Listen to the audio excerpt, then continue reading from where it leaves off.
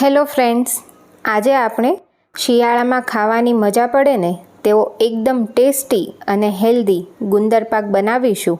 આ ગુંદર પાક વધારે હેલ્ધી એટલા માટે છે કારણ કે તેમાં ગોળનો ઉપયોગ કર્યો છે અને કંદોઈની બધી જ ટિપ્સ સાથે આજે ગુંદર પાક તૈયાર કરીશું. એટલે જો તમે પહેલી વાર પણ ગુંદર પાક બનાવતા હશો તો પણ એકદમ પરફેક્ટ બનશે અને ખાવામાં એકદમ સરસ સોફ્ટ બનશે. સાથે તેનું એકદમ સરળ માપ અને પરફેક્ટ રીતથી આજે બનાવીશું, તો તમે પણ એકવાર આ રીતે ચોક્કસથી ટ્રાય કરજો. તો અહીં એકદમ પરફેક્ટ માપથી ગુંદર પાક બનાવવા મેં ઘરની એક વાટકી સેટ કરીને તેના માપથી જ બધા માપ લીધા છે. તો અહીં અડધી વાટકીથી ઓછો અને 80 ગ્રામ જેટલો ગુંદર લીધો છે. આ ઝીણો ગુંદર છે. જો તમારી પાસે મોટો ગુંદર હોય તો તેને થોડો ખાંડીને લેવાનો. સાથે અડધી વાટકી અને 100 ગ્રામ જેટલું ઘી લીધું છે. સાથે અડધી વાટકી અને 75 ગ્રામ કાજુ બદામ છે. સાથે એક વાટકી અને 100 ગ્રામ જેટલું આ સૂકું ટોપરું છે. તો જે સૂકા ટોપરાના વાટકા આવે ને એ જ છીણીને મેં લીધું છે. જો તમારી પાસે આ ના હોય તો તૈયાર ટોપરાનું છીણ પણ લઈ શકાય છે. તેની સાથે જ એક વાટકી અને 150 ગ્રામ જેટલો ગોળ છે. ગોળને મેં આ રીતે ખાંડીને સોફ્ટ કરી લીધો છે. તો ગોળ આ રીતે ખાંડેલો કે છીણેલો લેવાનો છે. સાથે મેં અહીં 200 ગ્રામ માવો લીધો છે અને આ માવો ગાયના દૂધને ઉકાળીને બનાવેલો છે. માવાને આ રીતે છીણીને લીધો છે અને છીણેલો માવો જો વાટકીથી માપીએ ને તો 1.5 વાટકી જેટલો આ માવો તૈયાર થયો છે. આ માવો ના હોય તો મિલ્ક પાવડરમાંથી પણ માવો બનાવીને યુઝ કરી શકાય છે, જેની રેસીપી ચેનલ પર છે, તમે જોઈ શકો છો. તો સૌથી પહેલાં ગુંદર પાક બનાવવા માવો શેકી લઈશું. તો કોઈ જાડા બોટમવાળું પેન લઈને તેમાં માવો લઈશું અને એકદમ ધીમા ગેસ પર સતત આ રીતે ચલાવતા જઈને માવો શેકવાનો છે. તો માવામાંથી ઘી છૂટું પડે થોડું અને થોડો માવાનો કલર ચેન્જ થાય ને ત્યાં સુધી શેકવાનો છે. માવો જો પ્રોપર શેકાયેલો હોય ને તો ગુંદર પાક લાંબા સમય સુધી સારો રહે છે. તો અહીં માવાને સતત ચલાવતો જવાનો, નહીંતર નીચેથી બેસી જશે અને દાજી જશે. તો અત્યારે લગભગ 2 થી 3 મિનિટ જેવો સમય થયો છે અને માવો સરસ શેકાઈ ગયો છે અને તેમાંથી થોડું ઘી પણ છૂટું પડ્યું છે. તો હવે શેકેલા માવાને સાઈડ પર રાખીશું અને બીજા એક વાસણમાં ઘી લઈ લેશું. તો અહીં અડધો વાટકો અને 100 ગ્રામ જેટલું જે ઘી લીધું હતું એ બધું જ ઘી વાસણમાં લઈ લેવાનું છે અને ઘીને સરસ ગરમ કરી લઈશું. એ પછી તેમાં કાજુ બદામ તળી લઈશું. તો અહીં મેં ખાલી કાજુ બદામ લીધા છે. તમે પિસ્તા અને અખરોટ પણ લઈ શકો છો. કાજુ બદામને તળીને નાખીશું ને તો ગુંદર પાકમાં તેનો ક્રંચ અને ટેસ્ટ બંને એકદમ સરસ આવશે. તો કાજુનો કલર થોડો ચેન્જ થાય અને બદામ ફૂટવાનું ચાલુ થાય ત્યાં સુધી તેને તળી લઈશું. હવે એ જ ઘીમાં ગુંદર તળીશું. તો ગુંદર આ રીતે થોડો નાખતા જઈને તળવાનો છે અને ઘી સરસ ગરમ હોય એવા ઘીમાં જ ગુંદર તળીશું. એટલે તમે જેવો ગુંદર નાખો ને એટલે એ સરસ ફૂલીને ઉપર આવી જશે. આ રીતે થોડો ગુંદર તળીએ ને એટલે ગુંદર સરસ અંદર સુધી તળાઈ જશે. તો અહીં એક વાતનું ધ્યાન રાખવાનું છે કે ગુંદર અંદરથી બિલકુલ પણ કાચો ના રહે. તો અહીં મેં બધો જ ગુંદર તળી લીધો છે અને તળેલા ગુંદરને જોઈએ ને તો જોઈ શકાય છે એકદમ સરસ ક્રશ થાય છે. મતલબ ગુંદર અંદર સુધી એકદમ સરસ તળાયો છે.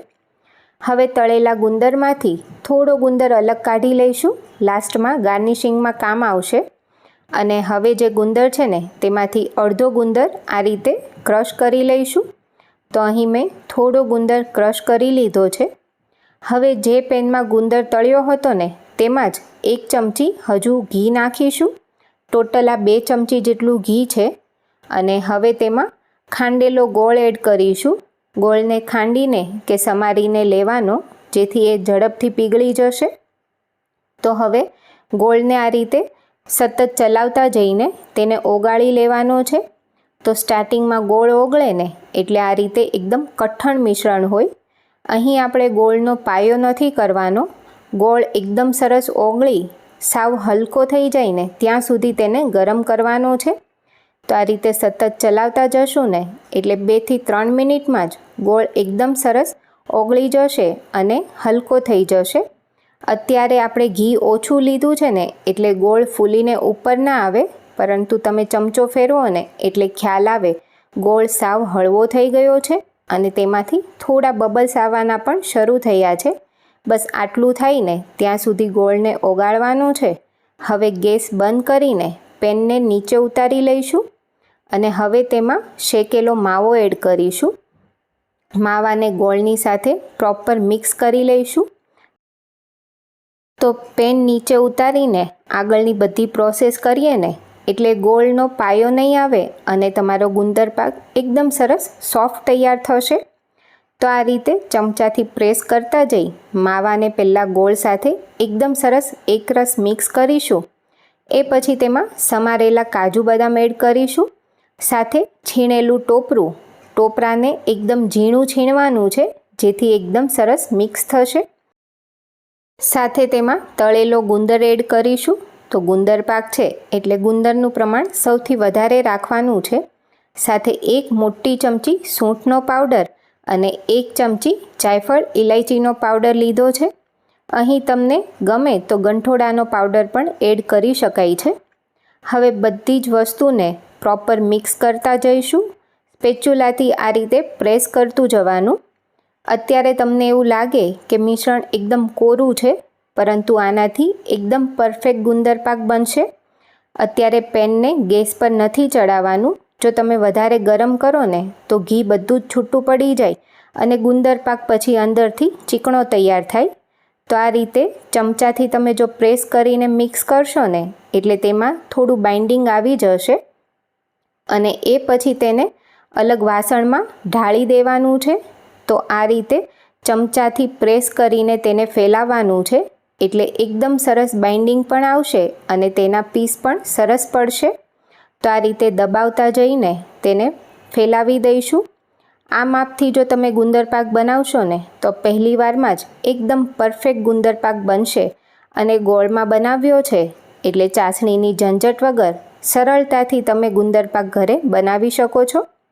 તો હવે આ રીતે સ્પેચ્યુલાથી થોડું ઇવન કરી દઈશું. તમને દેખાય છે.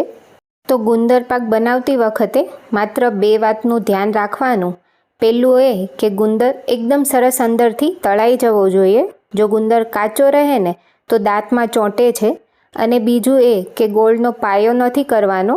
ખાલી ગોળ ઓગાળીને ગુંદર પાક બનાવશો ને એટલે એકદમ સરસ સોફ્ટ ગુંદર પાક તૈયાર થશે. હવે ગુંદર પાક ઉપર કાજુ બદામ અને તળેલો ગુંદર નાખીને આ રીતે હાથથી થોડું પ્રેસ કરી દેવાનું જેથી એ એકદમ સરસ ચોંટી જશે.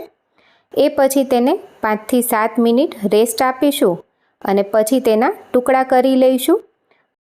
તો અત્યારે કટ કરીએ ને એટલે ખ્યાલ આવે છે ગુંદર પાક એકદમ સરસ પોચો બન્યો છે.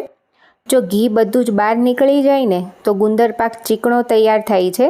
એટલે આ રીતે બનાવશો ને તો પરફેક્ટ ગુંદર પાક તમારો તૈયાર થશે. એ પછી ગુંદર પાકને 6 થી 7 કલાક સેટ થવા માટે મૂકવાનો અને એ પછી આપણે પીસ પાડીને જોઈએ ને તો જોઈ શકાય છે એકદમ પરફેક્ટ ગુંદર પાક સેટ થયો છે અને તેમાં ઘીનું પ્રમાણ પણ એકદમ સરસ છે, તમે જોઈ શકો છો. અને ખાવામાં સરસ પોચો અને ટેસ્ટી તૈયાર થાય છે. કંદોઈ પણ આ રીતે માવાવાળો જ ગુંદર પાક બનાવતા હોય છે. તો માત્ર જો 1-2 વાતનું ધ્યાન રાખશો ને તો તમારો ગુંદર પાક પણ કંદોઈ જેવો જ તૈયાર થશે. એકદમ સરસ પોચો, ટેસ્ટી અને બહુ જ ગુણકારી તેવો આ ગુંદર પાક શિયાળામાં ચોક્કસથી બનાવજો. અને તમને આજની રેસીપી કેવી લાગી એ મને કમેન્ટમાં જણાવજો. સાથે ચેનલને હજુ સુધી સબસ્ક્રાઈબ ના કરી હોય તો સબસ્ક્રાઈબ કરી દેજો.